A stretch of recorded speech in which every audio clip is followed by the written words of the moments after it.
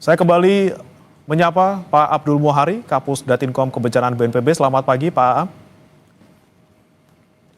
Selamat pagi, Mas. Ya, Pak Am, ini ada 3 provinsi yang kemudian terdampak banjir yang terjadi, ada di Aceh, kemudian di Sumatera Utara dan juga Sumatera Barat. Mungkin kita akan bahas ke Sumatera Utara terlebih dahulu, Pak Am, terkait dengan berapa sebenarnya total kabupaten kota yang terdampak di Sumatera Utara. Ya, per pagi ini itu sudah ada 7 kabupaten kota yang terdampak banjir bandang dan tanah longsor. Jadi memang terjadi eskalasi daerah terdampak dari yang terjadi 2 hari yang lalu. Karena seperti yang kita ketahui masih ada bibit siklon tropis di utara Sumatera, sehingga per pagi ini itu ada total 28 jiwa meninggal dunia dan 10 lainnya masih dalam pencarian. Ini ada di Humbang Hasundutan 5 jiwa meninggal dunia, Tapanuli Selatan itu ada 15 jiwa meninggal dunia, Pak itu 1 meninggal dunia, Tapanuli Utara 3 meninggal dunia, dan Tapanuli Tengah 4 meninggal dunia.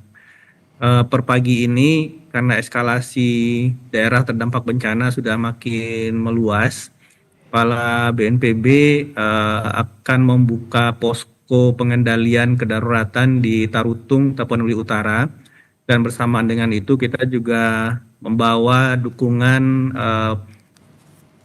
satuan udara. Jadi ada 3 pesawat dan 1 heli. 1 heli dan 1 pesawat karavan ini akan kita gunakan untuk distribusi logistik, angkutan orang dan barang. Heli juga nanti kita akan upayakan untuk dukungan evakuasi. Kemudian 2 pesawat lainnya untuk operasi modifikasi cuaca.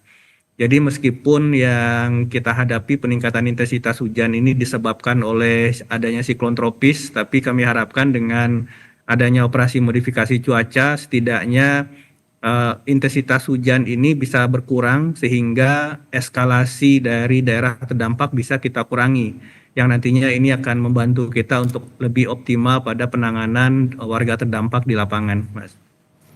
Baik, sudah ada posko yang didirikan, ada juga pesawat yang disiapkan. Kemudian Pak Aam, untuk titik pengungsian sebenarnya ini yang paling banyak warga yang terdampak ada di mana, Pak Aam?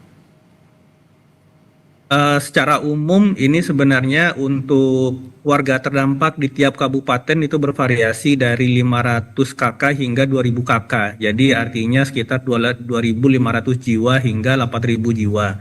Nah, ini tidak semuanya masuk ke dalam titik-titik pengungsian terpusat, karena yang paling banyak ini warga terdampak ini karena banjir. Jadi di beberapa tempat yang ketinggian genangan banjirnya masih tidak membahayakan, itu warga memilih untuk tetap berada di rumah.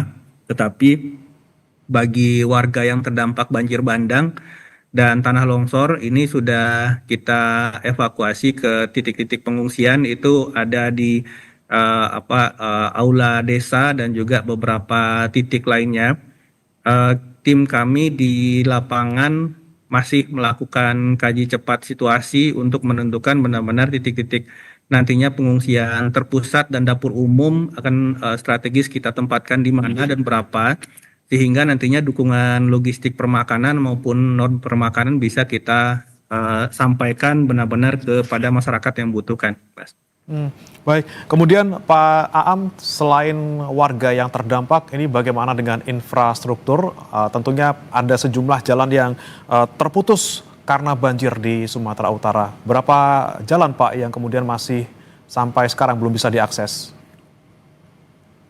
Kami sudah menerima informasi rinci dari daerah untuk titik-titik jalan yang putus karena terdampak longsor. Nah, ini sudah dilakukan pembersihan menggunakan alat berat dari Dinas PU setempat. Artinya untuk titik-titik jalan yang tertimbun material longsor kita harapkan di sore hari nanti itu sudah bisa dilalui. Ada yang sudah bisa dilalui secara satu arah, secara dibuka secara bertahap. Dan sedangkan untuk jembatan, ini kami sedang berkoordinasi dengan PUPR dan TNI Angkatan Darat agar bisa nanti dibangun jembatan sementara atau jembatan beli. Tapi tentu saja nanti kita akan melihat skala prioritasnya yang memang benar-benar kemudian menjadi titik sambung dari roda perekonomian masyarakat, maka itu yang akan dulu kita prioritaskan. Baik, akses jalan yang paling sibuk tentunya yang paling berdampak pada masyarakat akan diutamakan. Pak Aam tahan dulu, Pak Aam kita akan nanti kembali untuk mengupdate informasi terkait banjir di 3 provinsi di Sumatera. Saudara, jangan beranjak, Breaking News Kompas TV masih akan kembali.